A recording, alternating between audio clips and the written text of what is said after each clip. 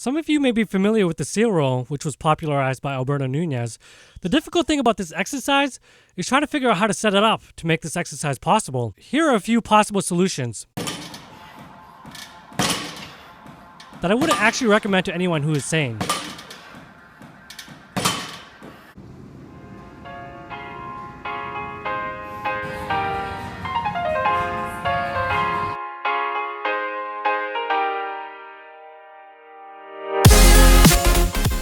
So this is the 6th week of upper body training on the Massachusetts method. When I originally wrote up my own template, I had expected to be able to run the first phase for only 3 weeks before having to take a deload. I ended up running it for 6 straight weeks before taking a deload, so things worked out better than expected. So that's a 6-to-1 ratio, and that's pretty good.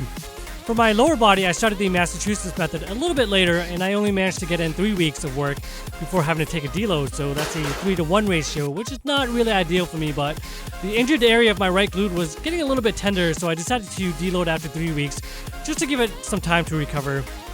I'm still making progress on my lower body, just obviously not at the same rate as my upper body. Overall, things are starting to feel a lot better though, so there's no more sharp pains, but I do still feel like it could snap up at any moment, so I'm just playing it safe. Anyways, the first phase of the Massachusetts method is where I'll do 4 sets of 7+ reps on volume day and do 1 top set of 5 on intensity day. And as you can see, these all move pretty well. So when I get back to the gym, I may continue to squeeze out 1 or 2 more weeks of 4 sets of 7 before moving on to 5 sets of 5. The second phase consists of 5 sets of 5 for volume day and 2 sets of 3 on intensity day. And the weight just continually increases over time. This is just linear periodization.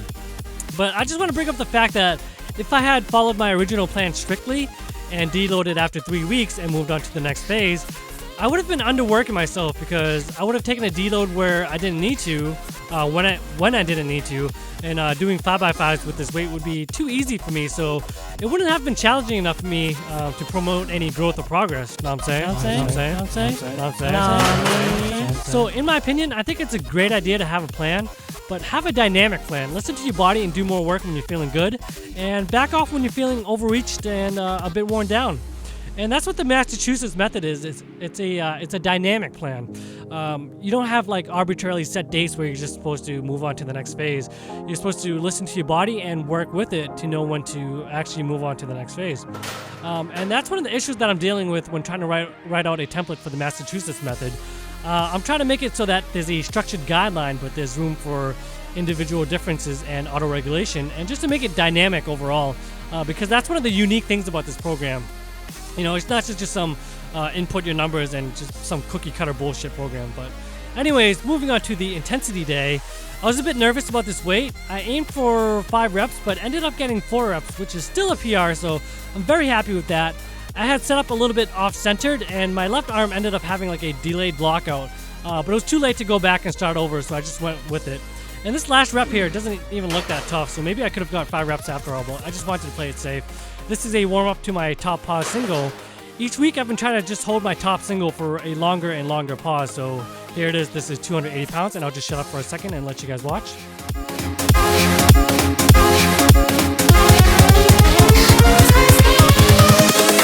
Invincible. That beat drop though. It was very grindy, but I was very, very happy to be able to pause it for that long. After that, I decided to do something stupid and try to hold 270 pounds for 10 seconds. I think I started on Instagram called the Instagram Death Pause, where you try to pause the lift for long enough that the whole lift fits into the 15-second time limit. And as I pushed out, my elbows just started flopping around and I misgrooved, and right away I knew I didn't have it. So I tried it again with 265 pounds, and when I measured it in the time in iMovie, it ended up being 6 actual seconds. So I still haven't reached my goal of 10 seconds, but yeah, whatever, I'll try again next time. One of my short-term goals was to be able to rep 135 pounds on overhead press again, and I managed to reach that goal and even surpass it a little bit. This is 140 pounds for 3 sets of 5, which technically makes it a PR because I've never done this much as a secondary exercise. On its own, as the first day of the lift, first lift of the day, I've done 5 sets of 5 with this weight, but I've never done this much after having already bench pressed. Now we got close grip bench press. By this point, I was really fatigued, didn't bother arching, didn't bother pausing. I did pause for the last rep here. This is how you truly get rid of any stretch reflex in the muscles. You just gotta take your hands off the bar and just chillax. You know what I'm saying? You know what I'm saying? You know what I'm saying? You know what I'm saying? Anyways, that's the end of the video. Thanks for watching, guys. I'll talk to you next time. But in the meantime, don't forget to put your goddamn weights away!